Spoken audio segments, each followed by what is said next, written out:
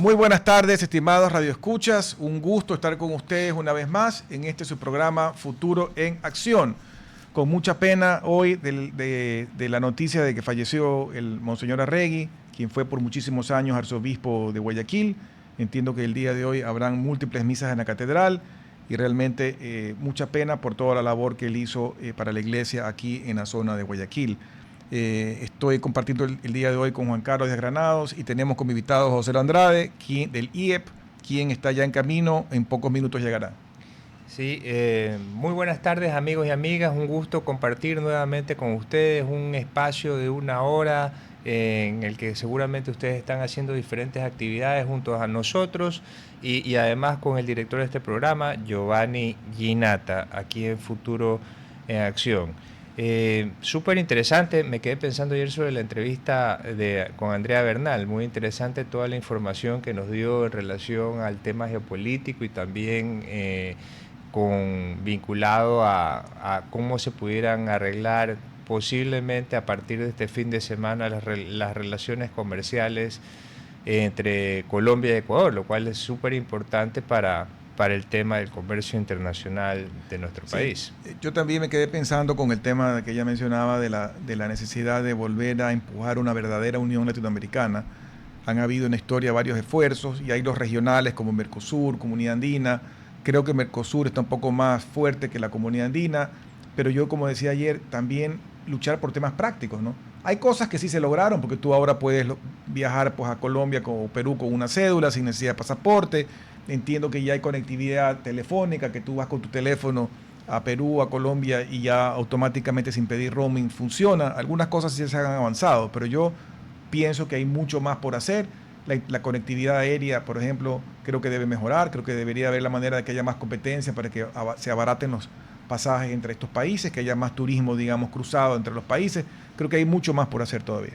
Claro, pero también tenemos el libre tránsito, es decir, yo creo que sí podemos avanzar y que sí nos tenemos que poner metas concretas en temas de comercio específicamente para que la CAN, yo creo que hay que impulsarla, no creo que es un organismo multilateral muerto, creo que hay que fortalecerla. Todavía tengo expectativas sobre la CAN, pero sí me parece como que están al garete. Es decir, que no hay unos objetivos claros y que tal vez esos objetivos claros, aprovechando esta conversación que tiene Colombia y Ecuador, podrían ser de alguna manera fortalecer aún más el comercio y además el tema de la seguridad, que son los dos asuntos que estamos conversando. Sí, porque la seguridad, como hablamos ayer, en Perú se ha empeorado, en Colombia ellos retrocedieron en Colombia de lo que había dejado Uribe, y en Ecuador ni hablar porque nosotros fuimos en su momento una isla de paz y ahora somos un infierno. Entonces, en todos los países de la CAN, el trabajar sobre el tema de seguridad es absolutamente necesario. Tenemos que recuperar la paz. Sí, de hecho un amigo mío está en el hospital por una bala perdida. Entonces, aquí en Guayaquil. Aquí en Guayaquil. Entonces, imagínate. ¿Y dónde estaba? No, es decir, me mandó la foto, le digo, ¿qué te pasó? Bala perdida. Y entonces, es decir, eso no ocurría hace poco tiempo y ese es el escenario en el que estamos viviendo.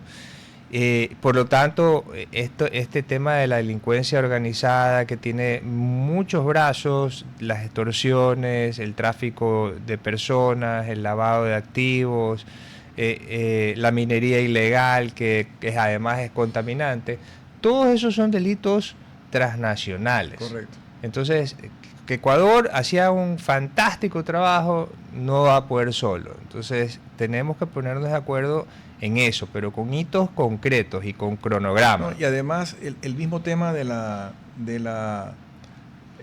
contaminación, tú que hablas de la minería informal, es un gran contaminante de productos peligrosos, metales pesados, mercurio, etcétera.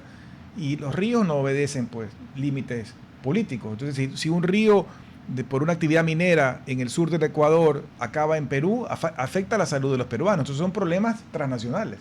Así es, y lo mismo con la tala de árboles para esa misma minería ilegal. Es decir, cambia el clima para todos, no solamente para los que vivimos alrededor de los árboles.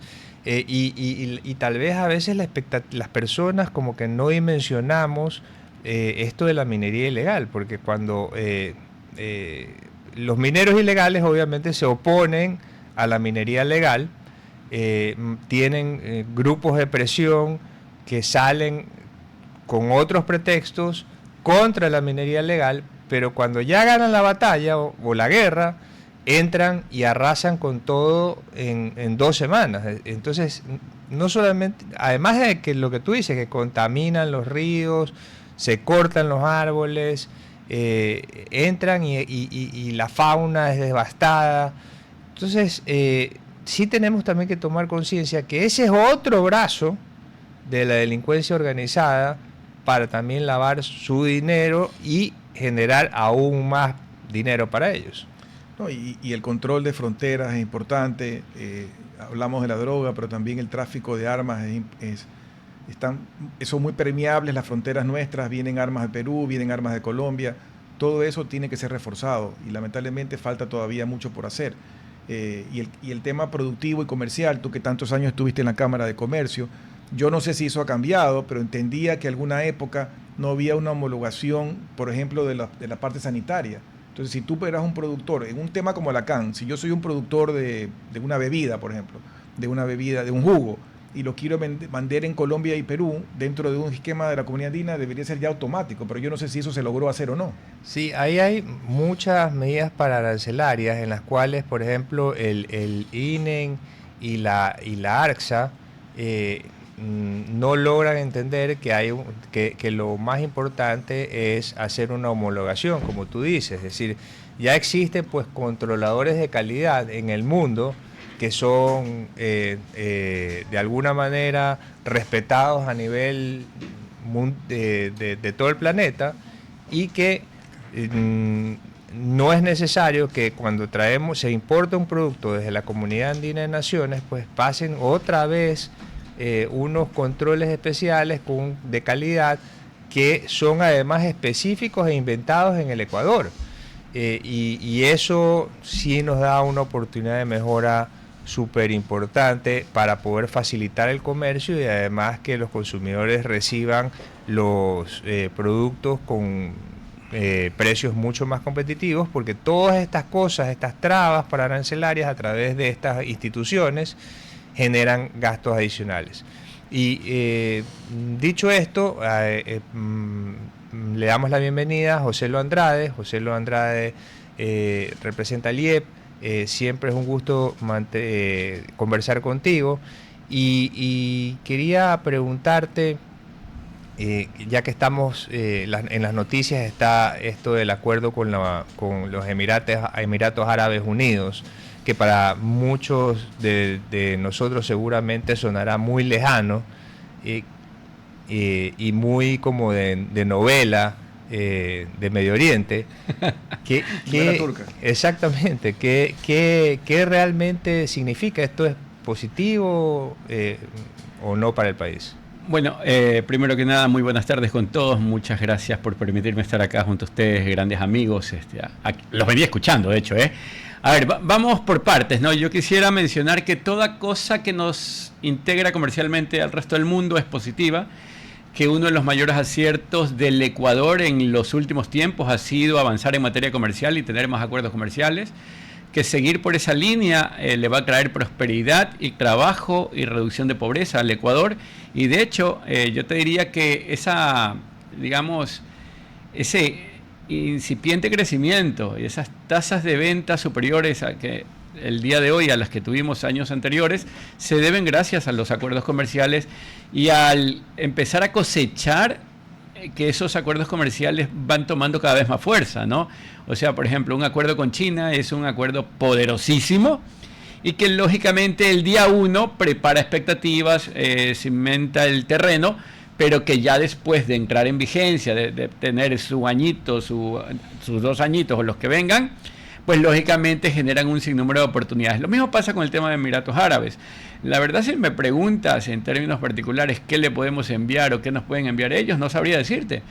Sin embargo, no me cabe duda de que los empresarios, los exportadores, los importadores, los ecuatorianos, la gente que vive en ese país va a encontrar oportunidades, y una vez más estas oportunidades van a fortalecer ese comercio internacional, van a agregar a la oferta de productos locales esa oferta de productos internacionales, y cuando tú a la oferta doméstica le sumas la oferta internacional, el resultado son precios más bajos, el resultado es ahorro para el consumidor, ahorro que se traslada a la compra de otros productos en el comercio local, y esa compra en otros productos en el comercio local, que son el resultado de que te queda algo de dinero en el bolsillo después de comprar más barato, termina reactivando el comercio, termina reactivando la industria, termina reactivando el sector productivo, y como resultado se reduce el desempleo. Así que tenemos un círculo virtuoso que no es negado por ningún economista en la tierra.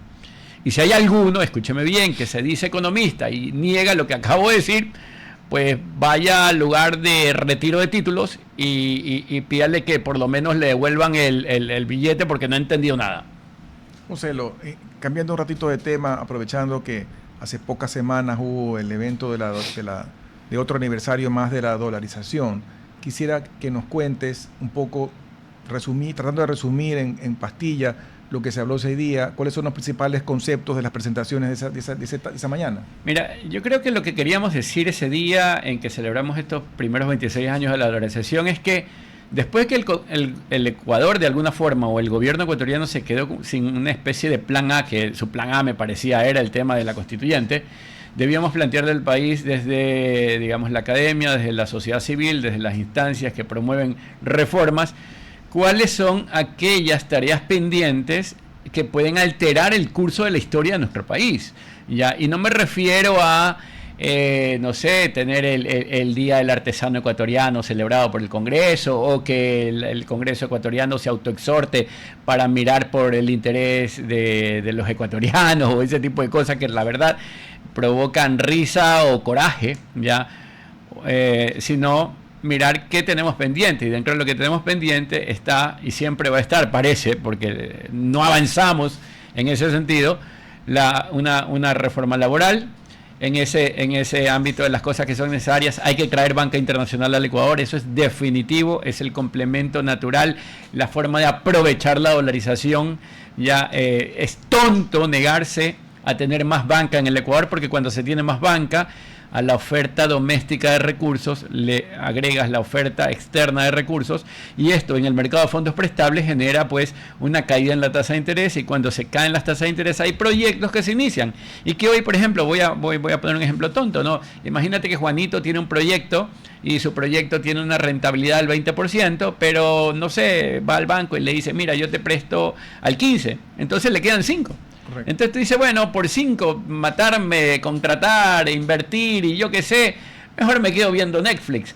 En cambio, si ese proyecto sigue teniendo una rentabilidad de 20, pero esa tasa ya no es de 15, sino de 8, pues ya te quedan 12. Entonces tal vez este 12 termina de motivar al empresario, y eso es lo que sucede, de hecho, no es un planteamiento teórico, es lo que sucede en las sociedades que prosperan, que obtienen recursos del resto del mundo y con eso financian sus emprendimientos. Ahora, para eso debemos evitar... Como Panamá, ¿no? Como Panamá, debemos evitar esta normativa que impide o desestimula o desincentiva o le quita las ganas. Es como el meme de la rana René, que dice no sé qué cosa, pero ya se me pasó, no recuerdo cómo mismo era, pero luego se me pasa.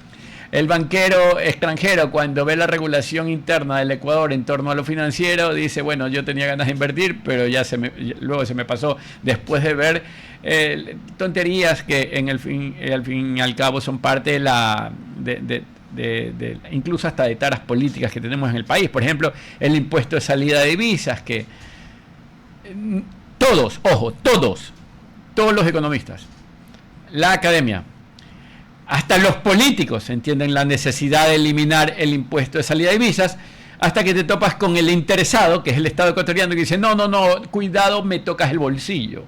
Entonces, mientras sigamos pensando que el Estado tiene que hacerlo todo, vamos a seguir fregados. Es un impuesto fácil de cobrar. Claro, y esos son los impuestos que les gusta al Estado en general, pero ese es un impuesto fácil de cobrar, y que espanta capitales, que espanta inversiones y que termina explicando por qué el Ecuador es uno de los países de América Latina con tasas de inversión extranjera directa de los más bajos. O sea, porque nadie quiere meter plata donde recibe un castigo particular por invertir. O sea, nosotros castigamos a la inversión extranjera y ese castigo es del 5%. Juan Carlos. Sí, ahora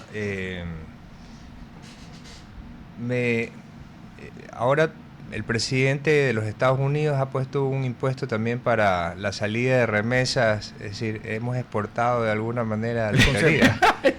Y además viceversa, porque también ponemos aranceles altos. Claro, o sea, copiamos las malas prácticas y empiezan, sí, podría decir, porque la verdad yo creo que es más coincidencia, a copiar las malas prácticas. O sea, si hay algo que no funciona es interrumpir el comercio.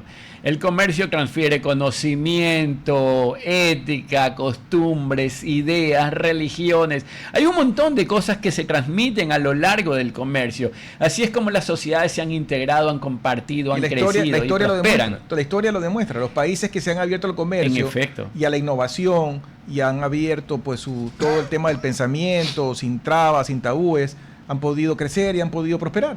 Claro, y fíjate, por ejemplo, cuando tú miras la historia, nos vamos muchos siglos atrás, China siempre ha sido un gigante, y no solamente poblacionalmente hablando, pero justamente alrededor del año 1500, en que decide cerrarse, es cuando se estanca y Occidente se levanta y le toma la delantera, y solamente a partir de las reformas de Deng Xiaoping, que son simplemente el reconocimiento de que la propiedad privada es el elemento natural y necesario para que existan los incentivos, para que la gente quiera producir y trabajar, es que China empieza a levantarse. O sea, en el momento en que abandonan el comunismo en lo económico y abrazan el capitalismo o el liberalismo económico, es que China empieza a volverse el gigante que había estado... Y es una cosa que lamentablemente Cuba nunca quiso entender, ¿no? Porque yo hablaba con un cubano que vive aquí y hablaba un poco de su pasado, de su juventud en Cuba, y me decía que el agricultor que vive en el campo y que tiene unas gallinas o unos chanchitos o algo, según la ley no es de él. Los chanchos, todo lo que tiene realmente es del Estado. Entonces casi que para poder matar al chancho y faenarlo tiene que tener el permiso del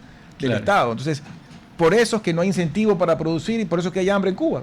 Entre otras cosas, en efecto, porque no hay respeto por la propiedad privada, porque la propiedad privada no existe como tal. Yo te diría que Cuba es el paraíso de los veganos, ¿eh? Allá la proteína no existe, o sea, y de hecho te advierto, te lo menciono, si en algún momento, y le estoy hablando a la persona que nos escucha y nos ve, si en algún momento se te ocurre pasar por Cuba, que es un museo viejo y descuidado, que también es entretenido, porque es volver a 1960, transportarte en el tiempo y ver cómo era el pasado. Se congeló el tiempo. Pero no quedó enteramente congelado, sino que las cosas se fueron deteriorando, surgió monte, surgió más pobreza. De hecho, las cosas se arruinaron en ese museo. Pero hay algo que quiero escuches tú, que estás del otro lado. No se te ocurra pedir carne en ningún lado. No se te ocurra pedir o solicitar carne. Más allá de que está carísima, a las pocas vacas viejas que tienen en Cuba, las utilizan para producir leche. De tal manera que la carne que va al, entre comillas, mercado cubano, es la carne de una vaca que se murió de vieja y enferma. Entonces, lo que vas a consumir es una carne de muy dudosa procedencia. O como decía el presidente Arosemena, que ahí no había dudosa procedencia. Esta es una carne nefasta.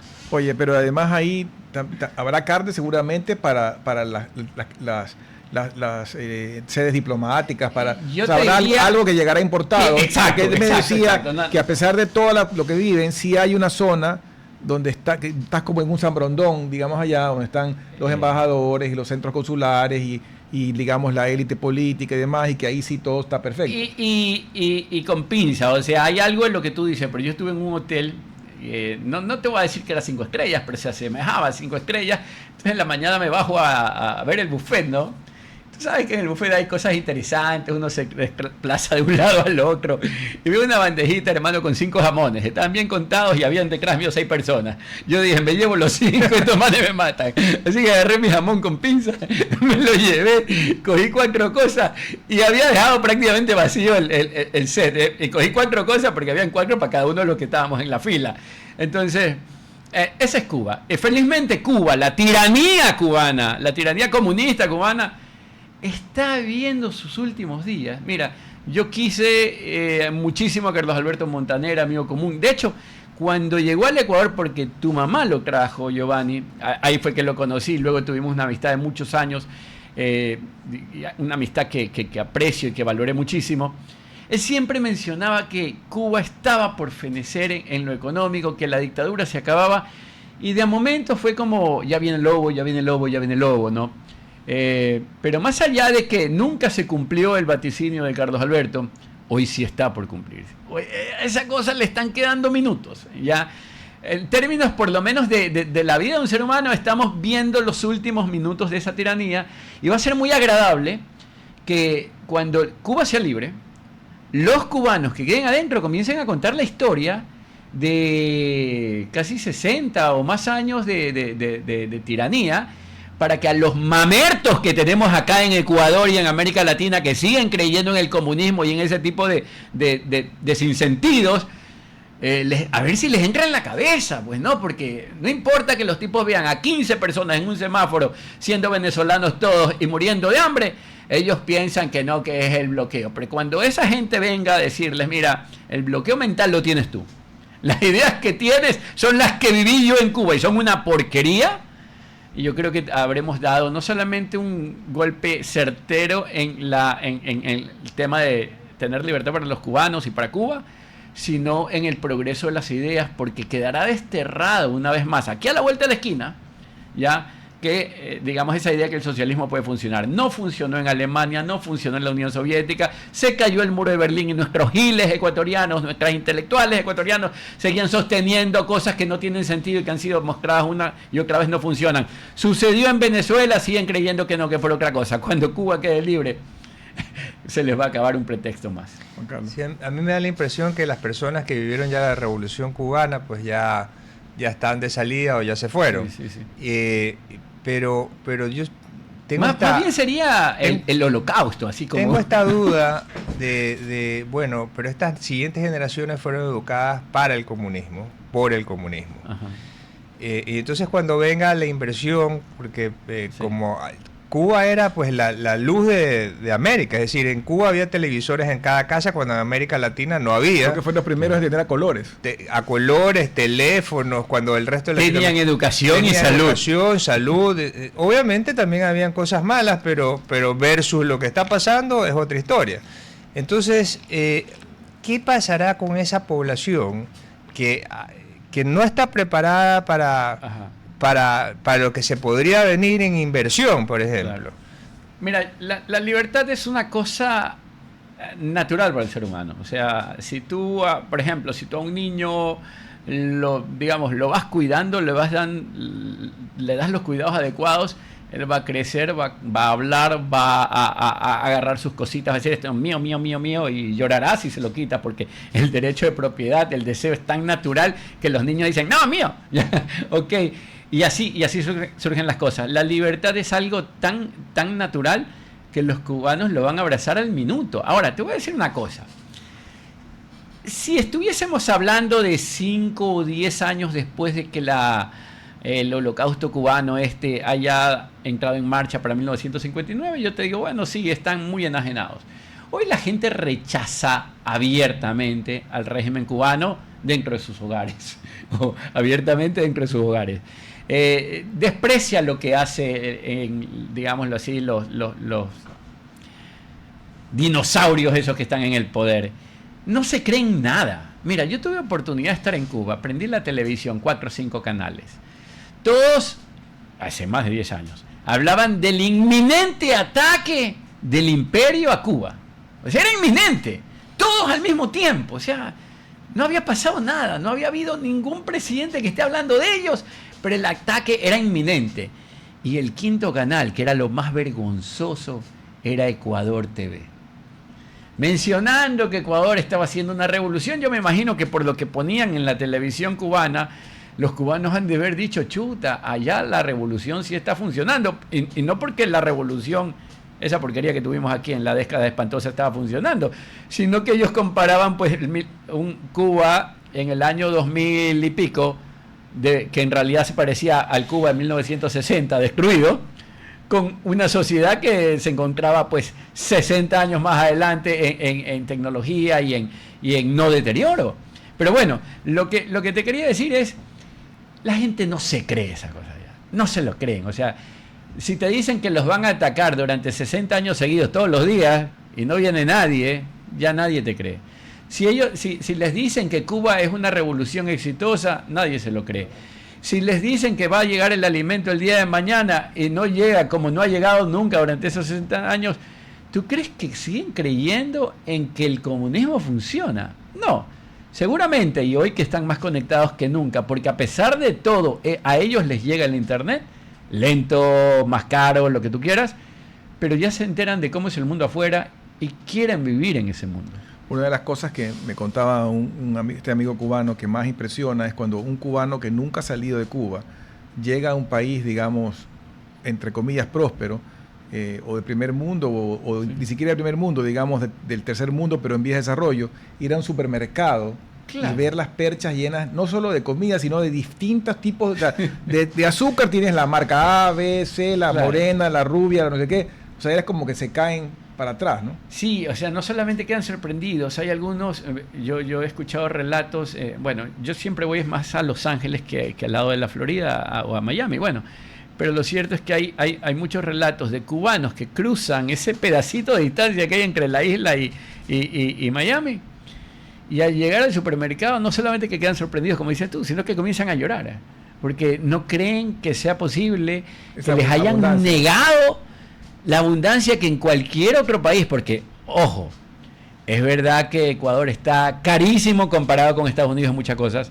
es verdad que estamos atrasadísimos comparados con Estados Unidos en muchas cosas, pero si tú te vas al supermercado, encuentras muchas cosas. Es verdad que yo prefiero algunos supermercados americanos, pero por la variedad y todo, pero aquí hay de todo aquí también. De todo, sí. Podrá ser un poquito menos chévere tal vez algún elemento, pero hay de todo. Pero no nos podemos quedar. Vamos a ir a un corte breve y regresamos en unos minutos. RTP 96.5, a la conquista del mundo digital. Presenta sus nuevas instalaciones y tecnología de vanguardia. Renovamos nuestro compromiso de seguir brindando contenido útil y de la más alta calidad. Programas de opinión con referentes de la comunicación. Noticias para contar todo lo que está pasando en todo momento. Una variedad de segmentos con lo que necesitas saber.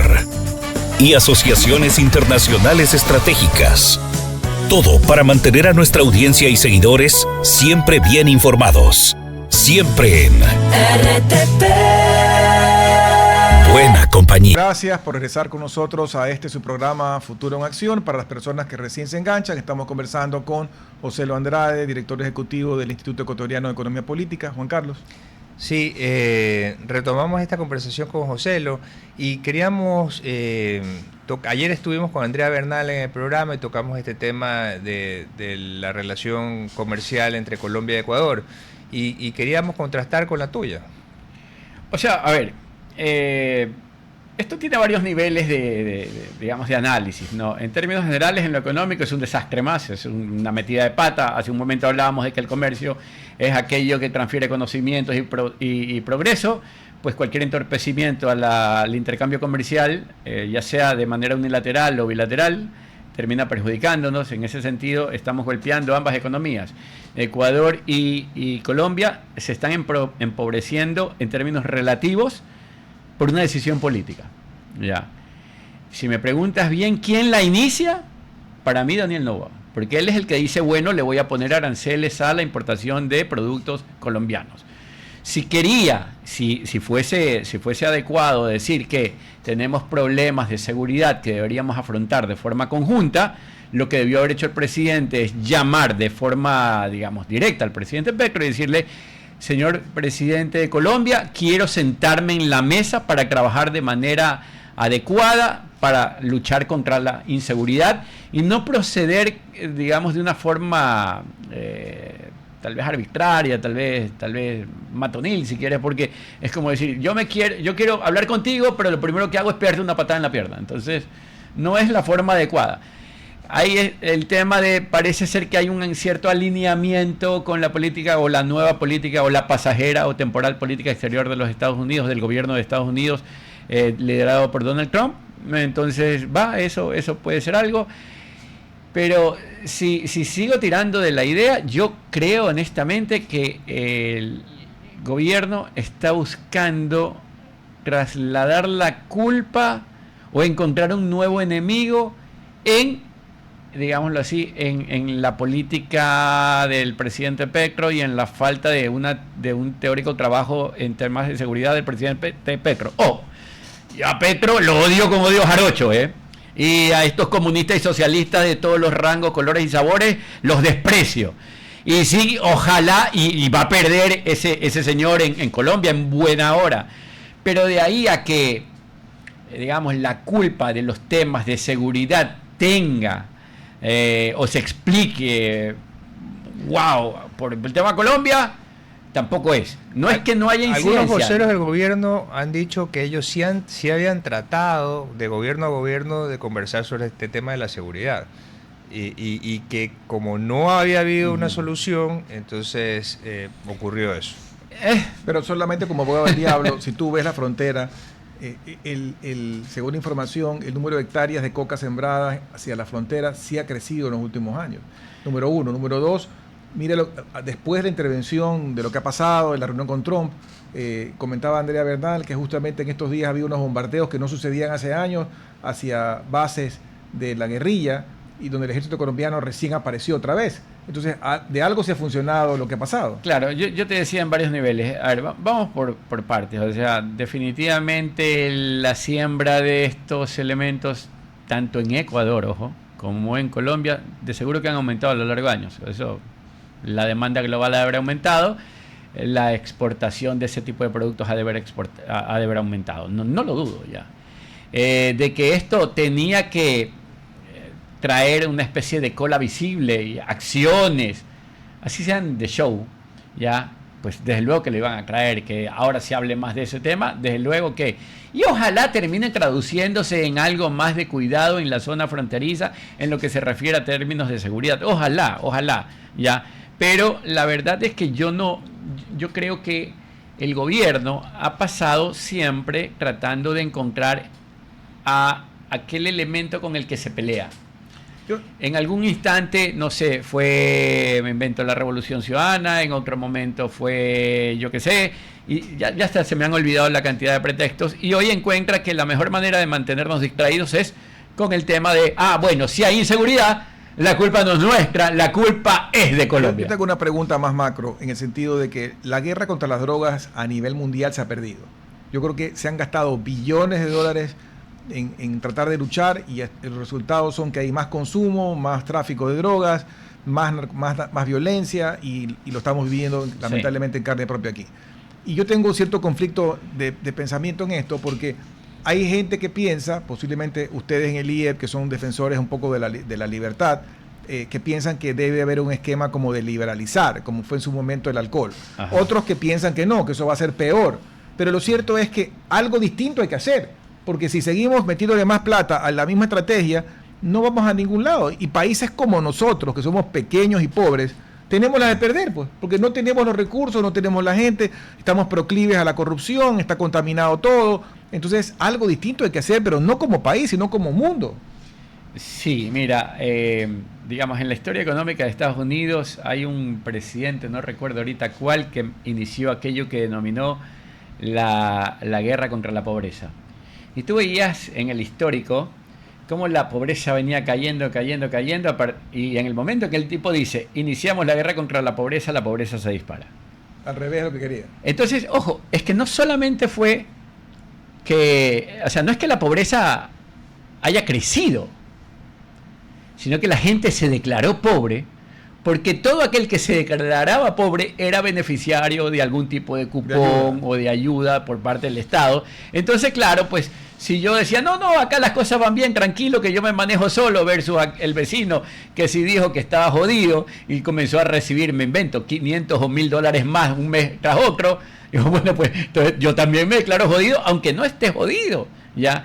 Ahora, el tema ahí va por una cuestión de incentivos. Claro, si yo veo que declarando, aunque no sea mi realidad, declarando que soy pobre, obtengo $1,000 mensuales más, o que declarando que soy pobre, obtengo ingresos sin necesidad de trabajar, pues desde luego que dejo de trabajar, desde luego que tenemos una sociedad más pobre, porque los incentivos están alineados para que yo me comporte de esa manera. Ahora, en temas de materia de lucha contra las drogas, y ojo, no soy un experto, pues pasa exactamente lo mismo. O sea, si tú le das, me voy a inventar una cifra, $1,000 millones a un ejército particular para que combata las drogas, ¿tú crees que le conviene terminar con esa guerra? Y que le digan, bueno, se acabó el presupuesto, la ganamos, ahora a partir de ahora estamos en cero, regresen a su casa. Es como Yankee Go Home. Y en este caso no importa que estés dentro del territorio americano, regrésate a la casa y te llamamos cuando haya de nuevo el problema. Al final no termina de ser, digamos, adecuado el mecanismo. Sí es cierto, mira, yo la verdad siempre he sido partidario de la idea de que tú con tu vida puedes hacer lo que se te venga en gana, y eso incluye no solamente meterte chicharrón en la boca, el chicharrón es riquísimo, algunos dicen que hoy por hoy es saludable, otros dicen que no. De una u otra forma yo sigo comiendo chicharrón, sobre todo con el bolón, me parece extraordinario, o sea, estaré en UCIC tratando de comerme un chicharrón, espero dentro de 50 años y no en los próximos 10, pero ya me olvidé, hermano, ahorita hablando del chicharrón. Hablando de que defiendes el que cada vez ya, listo. Y así mismo defiendo el derecho de toda persona. Chicharrón, así que ten cuidado. La plena. Se acabó la chicharrón. Te corta la memoria. Ojalá uno de estos días se me olvide comer chicharrón. Entonces, bueno. Entonces, el detalle es que de la misma manera yo creo que tú tienes derecho a ingerir, a consumir, a fumar y aspirar lo que te venga en gana. Ojo. Yo creo que tienes derecho, no que es deseable, no que es saludable, no que es lo que yo le propongo a mis hijos. Es más, mi hijo José Andrés, que está aquí afuera, tiene 19 años, el otro tiene 15, y yo cada vez que voy por la calle y veo a un mendigo de esos bien destartalados, que en realidad todos han sido drogadictos, ¿ya? Les digo, mira, ahí está un drogadicto. Eso es lo que le pasa, no a todo drogadicto, pero de que ese consume o ha consumido a lo largo de toda su vida, ha consumido. Entonces sí, incluso José Andrés tiene derecho a hacer con su vida lo que quiera mientras respete los derechos de otros, pero como padres nosotros debemos promover que ese tipo de consumos, al igual que el resto de los malos hábitos, no se den. O sea, yo no debo decirles en el desayuno, más allá de que yo decía que era el desayuno de campeones, junto al bolón tómate la Coca-Cola, si debería haber un juguito, pero uno tiene que tratar de promover los hábitos adecuados. Ahora sí. Sin embargo, y a pesar de que creo en esto, y que, por ejemplo, nosotros tenemos este país, ¿cómo se llama? ¿Holanda? No, este país donde todo es posible. Países Bajos. En los Países Bajos. Sí, donde en realidad el consumo de marihuana y esas cosas están legalizadas. Sí. Ya. La cocaína son la marihuana el lugar de menor consumo de drogas en el mundo. Y eso es un tema interesante, no es un tema menor. Ahora, de nuevo, por ejemplo, a mí no me importa, más allá de que yo se diga, mira, si tú quieres fumar marihuana, que a mí me parece una porquería, me parece que apesta, detesto el olor, me da coraje ver a la gente destruyendo su vida, ¿ya? Lo cierto es que ese negocio está asociado, hoy por hoy, a sicariatos, a trata de blancas, a todo aquello que es malo, y seguro que tiene vinculaciones con el partido que todos conocemos, y tal vez con algún otro partido más. Entonces me parece que tú tienes todo el derecho a hacer con tu vida muchas cosas, pero toma en consideración de que si estás consumiendo algo de esas cosas, estás financiando de una manera u otra muchas de las cosas malas que están pasando en tu país. Entonces, por una razón moral, deberías dejar de consumir eso que tanto daño hace. Un poco acoplándome a la pregunta de Giovanni, cuando hubo la prohibición en Estados Unidos, que era lo que mencionaba Giovanni, entonces hubo esta violencia, las películas que vimos, y de la prohibición y todo, etcétera. Al Capone, está bien. Eliminaron eso, se acabó lo que acabamos de comentar. De ahí, es decir, nos debería entonces molestar a todos que una persona tome trago. Pero no es así, es legítimo es una industria permitida por la ley. Y es agradable, ¿eh? O sea, Depende de quién le preguntes. Bueno, y en exceso sí tiene sus consecuencias. Pero depende de quién le preguntes. Entonces habrá personas que te digan lo contrario. O sea, y es muy respetable. ajá. Y de ahí tienes a los cigarrillos, que también es una industria legítima, que genera fuentes de trabajo. Y que te enferma. Y que ha perdido peso con el paso del tiempo, ¿eh? Sí, pero ahí está. Y también es legítima. Entonces aquí dicen, le ponemos impuestos a esas dos cosas porque le hacen daño a la salud. Sí, pero después vienen los chinos, contrabando de chinos, la gente va a seguir, el que quiere consumir, a lo que voy es que el que quiere consumir va a seguir consumiendo. Sí. Y de allí, entonces yo lo que digo, viendo esta historia, entonces tal vez legalizar las drogas no sea un mal camino, porque de pronto eliminamos la violencia, pagan impuestos y antes de el que si vendieran las drogas en las farmacias, eso iba a decir. Entonces ahí por un lado, y por otro lado, el que se va a matar como alcohólico, es muy poca gente la que va a poder hacer algo para evitar eso de ahí. Sí. El que se va a matar como drogadicto, lo mismo. El que va a morir de cáncer fumando, incluso lo mismo. en esos casos va a reducirse las muertes por drogadicción, por alcoholismo y por todo lo demás. Y por una sencilla razón, vamos a suponer de que pese a tus cuidados, pese a tu orientación, pese a tus, digamos, a tus llamados de atención, tu hijo decide consumir marihuana. Vamos a suponer que Dios no quiera y decide consumir marihuana. ¿Dónde la va a encontrar el día de hoy? En un lugar sospechoso, con gente sospechosa, en una especie de submundo donde hay peligro. Pero si termina encontrándola en la Fideca, pues por lo menos no va a correr el riesgo, ya no el de salud, pero ya no va, claro, por eso, incluso si tú vas al bajo mundo a buscar ese elemento, corres riesgos de seguridad personal, claro, de que te roben, de que te secuestren, de que te peguen, e incluso nadie va a responder por la calidad del producto. En cambio, si la encuentras en una farmacia, como dices tú, ya para no mencionar alguna marca, pues habrá una marca que diga, esta es Green Life Forever. O sea, acá te la pegas y vas a vivir siempre. Y esta es la Pure, la pura, sin semillas, sin tallos, sin hojas, nada, acá la pura hoja.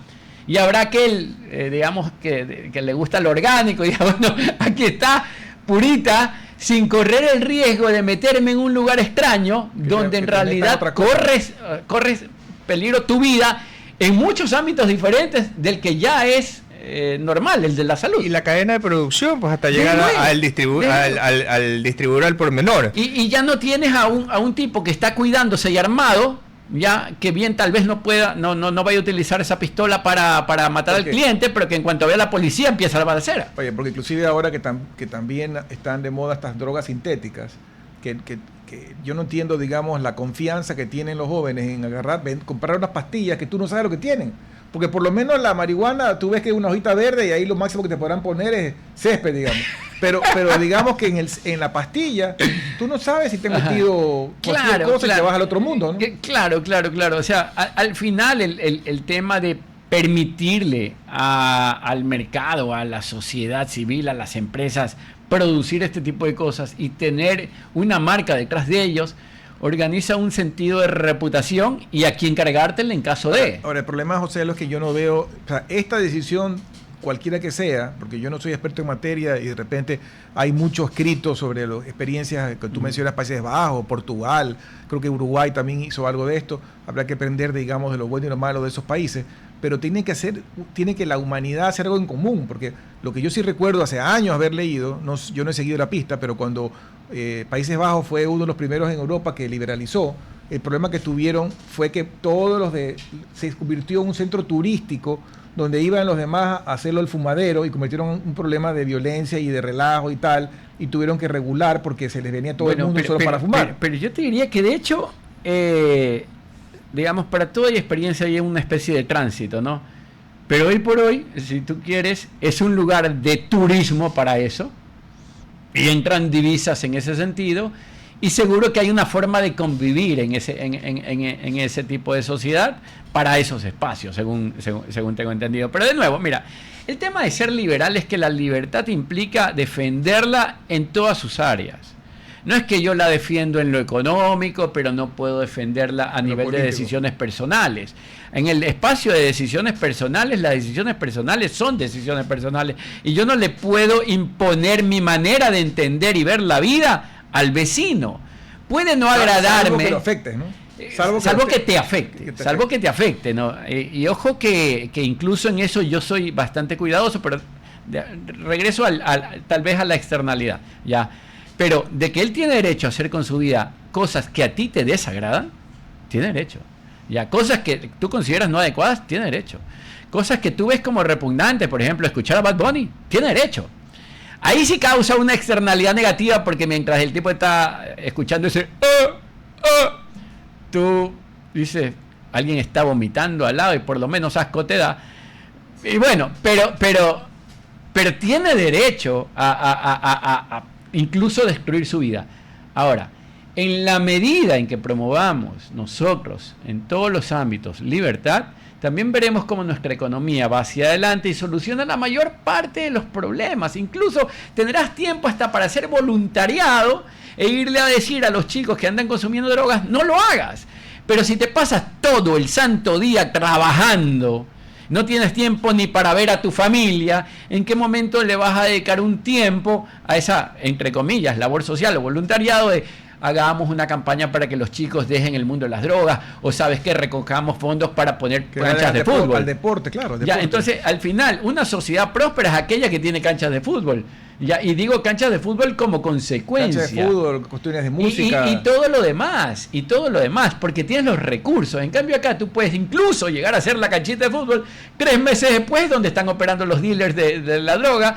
Y aunque no estén operando, que ojalá no sea así, esa cosa se descuida porque nunca hubo plata para darle mantenimiento. Entonces es la prosperidad la que nos trae esas canchas de fútbol y el mantenimiento adecuado, y gente que incluso tenga tiempo para ir a hacer deporte y no que abandone la escuela o el colegio para dedicarse a trabajar, porque la realidad es lo que hay, y lo que debemos hacer es modificar esa realidad a través de medidas que han sido tomadas por el mundo entero, que ahora se encuentra, digámoslo así, en desarrollo.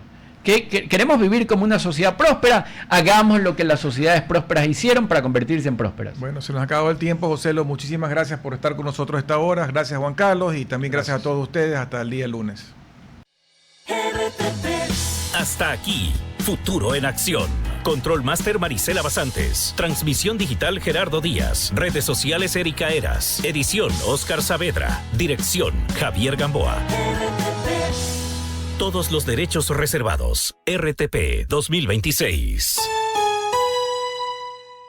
Si disfrutó este programa y aportó de manera positiva en su vida, déjenos sus comentarios en Instagram, página web o WhatsApp, así como los aplausos al artista son sus mensajes al equipo de RTP Ecuador. RTP. Buena compañía.